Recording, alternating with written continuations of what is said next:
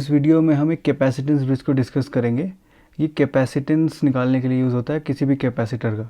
इसमें हमारा test capacitance होता है ए बी लेग में, और ये जो है हमारा स्टैंडर्ड कैपेसिटेंस है, और ये रजिस्टर है जिसको हम वेरी करके ब्रिज बैलेंस कंडीशन अचीव करते हैं। ब्रिज बैलेंस का ये मतलब होता है कि जिस टाइम पे आपका वेरी करते करते R3 R4 आपका IG 0 आ जाए, उस टाइम पे हम बोलते हैं कि ब्रिज बैलेंस हो गया है। अब मैं इसका सर्किट डायग्राम तो मैंने आपको बता दिया। इसका फेजर डायग्राम बहुत ही सिंपल है, सबसे सिंपल है, सिंपलेस्ट ऑफ ऑल है ब्रिजेस में। तो सबसे पहले मैं इस लेग में करंट I1 को मार्क करता हूँ। IG इक्वल्स टू 0 है, तो इसका मतलब करंट कोई भी यहाँ पे स्प्लिट नहीं हो रहा है, तो इस लेग में भी करंट I1 ही रहेगा। सिमिलरली इधर I2 बनाते हुए इसमें भी IG में कोई स्प्लिट नहीं आ रहा है इस पॉइंट D पे, तो यहाँ पे भी I2 रहेगा। अब मैं फेजर डायग्राम आपको बना के दिखाऊं तो मेरे आप प्रीवियस वीडियोस में देख लीजिए कि क्या क्या आपको कंसिडरेशन लेने पड़ते हैं फेजर डायग्राम बनाने के लिए। और जो कैपेसिटर में करंट और वोल्टेज के बीच का रिलेशन होता है वो भी जानना बहुत ज़रूरी है। वो अगर पता है तो बहुत ईजिली हो जाएगा। मैं एक बार सिंपल बता देता हूँ, डिटेल में मैंने अपने वीडियो में बता रखा है। आप डिस्क्रिप्शन में उसका लिंक देख सकते हैं, या फिर आई बटन में उसका लिंक मैं दे दूँगा। मैं क्या लिख सकता हूँ, I C equals to C D V by D T. इसका मतलब I equals to J omega C times V. V से जो आई है 90 डिग्री फेज़ लीड होगा। अगर मैंने वी को यहाँ पे प्लॉट किया है तो यहाँ पे करंट आई कुछ आएगा, या फिर मैंने अगर करंट आई को ऐसे प्लॉट किया है तो वोल्टेज वी से 90 डिग्री लैग होगा। इस कॉन्सेप्ट को ध्यान में रखते हुए मैं फेजर डायग्राम प्लॉट करता हूँ। फेजर डायग्राम को प्लॉट करने के लिए मुझे सबसे पहले एक रेफरेंस फेजर बनाना पड़ेगा। रेफरेंस फेजर के लिए मैं सबसे पहले रेफरेंस एक्सिस बनाता हूँ। मैं मान के चलता हूँ कि मैंने करंट I1 को रेफरेंस फेजर माना है, ठीक है। जैसे ही मैं I1 को रेफरेंस फेजर मानूंगा तो जो मैंने अभी आपको कॉन्सेप्ट बताया था कि मुझे अगर करंट अक्रॉस द कैपेसिटर पता है तो उसके अक्रॉस जो वोल्टेज होगा वो 90 डिग्री लैग होता है, तो ये हो जाएगा VC1। अब ब्रिज के कॉन्सेप्ट से मुझे ये भी पता है कि V1 इक्वल्स टू V2 है, ठीक है। जैसे ही V1 इक्वल्स टू V2 मैंने यहाँ बनाया, ये V1 इक्वल्स टू V2 आ गया।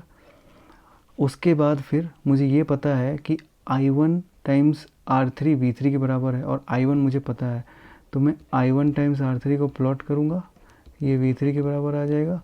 और मैं I2 टाइम्स R4 को प्लॉट करूँगा, वो V4 के बराबर आ जाएगा।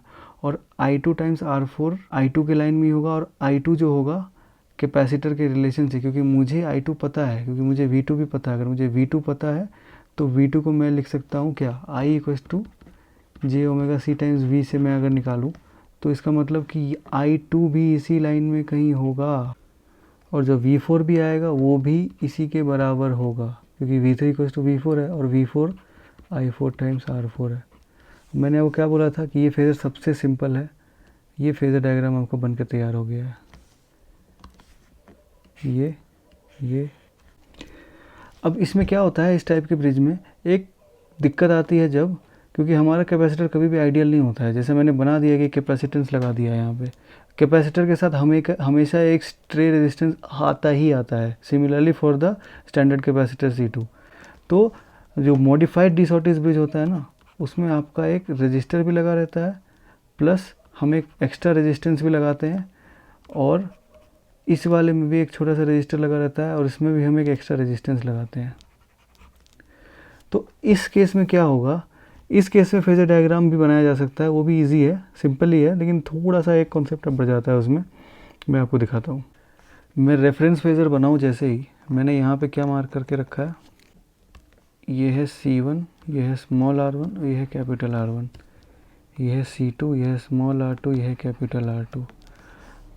अब ये तो मैंने डिसऑर्टिस ब्रिज के लिए आपको बना के दे दिया, लेकिन एक्चुअल सिनेरियो में ना कभी भी ये ब्रिज यूज़ नहीं होता है। हमेशा मॉडिफाइड डिसऑर्टिस ब्रिज होता है, जिसमें कि आपके ये कंपोनेंट्स लगे होते हैं रेस्पेक्टिव लेग्स में। कंपोनेंट्स का मतलब ये नहीं है, क्योंकि एक्चुअली होता क्या है ना कि कोई भी कैपेसिटर आप उठा लीजिए तो वो आइडियल नहीं होता है, उसके साथ एक स्ट्रे रेजिस्टेंस आएगा ही आएगा। तो मैं क्या कर रहा हूँ कि कैपेसिटर को C1 मान रहा हूँ और इसको R1 मान रहा हूँ, मतलब स्मॉल r रिप्रेजेंट करता है जो इसके साथ इनहेरेंटली अटैच्ड है, और ब्रिज के कंडीशन को मैं फुलफ़िल करने के लिए इसके साथ एक एक्स्ट्रा रेजिस्टेंस भी लगा रहा हूँ, और इसके साथ भी एक एक्स्ट्रा रेजिस्टेंस लगा रहा हूँ। अब मुझे कुछ और वोल्टेजेस भी मार्क करने पड़ेंगे इसमें, क्योंकि ये ब्रिज जो है आपको इसको हम सेपरेट नहीं कर सकते हैं C1 और R1 के वोल्टेज को। सिमिलरली हम C2 के R2 का और अक्रॉस वोल्टेज को भी सेपरेट नहीं कर सकते हैं। तो फेज़र डायग्राम में मुझे VC1 और VC2 भी प्लॉट करना पड़ेगा अपार्ट फ्रॉम V1 V2। ठीक है, तो मैं फेज़र डायग्राम के कॉन्सेप्ट को यूटिलाइज़ करते हुए सबसे पहले रेफरेंस फेज़र बनाता हूँ। रेफरेंस फेज़र मेरा होगा इन दिस लाइन, कुछ यहाँ कहीं होगा I1, और जैसे ही मैंने I1 प्लॉट किया तो मुझे क्या पता चल गया कि I1 इंटू R1 पता चल गया, स्मॉल r1, और I1 इंटू कैपिटल R1। तो मैं यहाँ पे I1 इंटू स्मॉल r1 भी प्लॉट करता हूँ और I1 इंटू कैपिटल R1 भी प्लॉट कर देता हूँ। ठीक है, जैसे ही मुझे I1 पता चला तो मुझे जो कैपेसिटर का जो कैपेसिटेंस पार्ट है, बस जो स्ट्रे रेजिस्टेंस के अलावा है, जिसको मैं यहाँ पे EC1 से रिप्रेजेंट कर रहा हूँ, उसको मैं यहाँ प्लॉट करता हूँ तो वो 90 डिग्री फेज लैग होगा I1 के लाइन से। अब जो real value of the voltage across the capacitor है उसमें तो रजिस्टिव पार्ट भी इंक्लूड है, हम उसको बाइफरकेट तो कर नहीं सकते हैं, तो वो होगा EC1 plus I1 times small r1। VC1 plot हो गया। सिमिलरली मुझे V3 भी पता है क्योंकि V3 है I1 टाइम्स R3, तो मैं कम से कम यहाँ पे कहीं कुछ I1 टाइम्स R3 प्लॉट कर देता हूँ। ये हो गया आपका V3। सिमिलरली ये V4 के बराबर भी हो जाएगा I2 टाइम्स R4। क्योंकि ऐसा क्यों है, इसका पीछे भी रीज़न है। I2 times R4 equals to V3 equals to V4 है after the bridge is balance, क्योंकि B और C के across potential drop is similar to D और C के अक्रॉस पोटेंशियल ड्रॉप। B और D are equipotential points, कोई issue नहीं है। मुझे I2 पता चल गया तो मुझे EC2 भी पता चल गया, क्योंकि EC2 जो होगा वो 90 डिग्री फेज लैग होगा एज़ कम्पेयर टू I2। और इस बात का आपको ख़ास ख्याल रखना पड़ेगा कि आपका EC2 और EC1 का वैल्यू बराबर होगा, क्योंकि मैं आपको बता रहा हूँ पहले ब्रिज बैलेंस के कॉन्सेप्ट से V1 इक्वल्स टू V2 होगा, और जैसे ही V1 इक्वल्स टू V2 होगा तो इसका मतलब कि इसके सेपरेटली रेजिस्टिव कंपोनेंट्स और कैपेसिटिव कंपोनेंट्स भी बराबर होंगे, इंडिविजुअली बराबर होंगे। दोनों कंपोनेंट्स आपके इस वाले एक्सिस में भी और इस वाले एक्सिस में सारे कंपोनेंट्स बराबर होंगे। अब चेंज तो आपका उधर वाला कंपोनेंट हो रहा है। अब आप पूछेंगे कि मैंने EC1 इक्वल्स टू EC2 कैसे लिख दिया, EC2 भी इसी लाइन में आएगा। ये तो पता है कि इस लाइन में आएगा, पर ये मैग्नीट्यूड भी इसका इसके बराबर होगा, क्योंकि अगर मैंने ऐसा नहीं किया ना, जब मैं इसका फेजर सम करूँगा ना तो आप देख लीजिएगा कि वो V1 इक्वल्स टू V2 आएगा ही नहीं अगर मैंने इसको कंसिडर नहीं किया। तो पहले V1 इक्वल्स टू V2 आया है, उससे मुझे पहले से पता है कि EC1 इक्वल्स टू EC2 आएगा। ये चीज़ याद रखनी है, थोड़े थोड़े पॉइंट्स याद रखने होते हैं, एक बार आपने प्रैक्टिस किया तो आपको याद रहेंगे। ठीक है, अब मुझे EC2 पता चल गया तो मैं VC2 निकालने के लिए जो कैपेसिटर का जो होल के अक्रॉस वोल्टेज है उसके लिए मैं अभी आपको बताता हूँ क्या करना पड़ेगा। फेजर सम करना पड़ेगा किसका, EC2 plus I2 times small r2। मैं I2 टाइम्स स्मॉल r2 पहले प्लॉट करता हूँ। वो I2 टाइम्स स्मॉल r2 कुछ यहाँ होगा, और I2 टाइम्स कैपिटल R2 कुछ यहाँ होगा। ठीक है, अब जब मैं I2 टाइम्स स्मॉल r2 का फेजर सम करूँगा विथ EC2 तो मुझे VC2 निकल जाएगा, क्योंकि VC2 मैंने टोटल वोल्टेज निकाला है अक्रॉस द कैपेसिटर, जो आइडियल कैपेसिटर नहीं है। तो मैं इसका फेजर सम जैसे ही करूँ तो ये क्या आ जाएगा मेरा,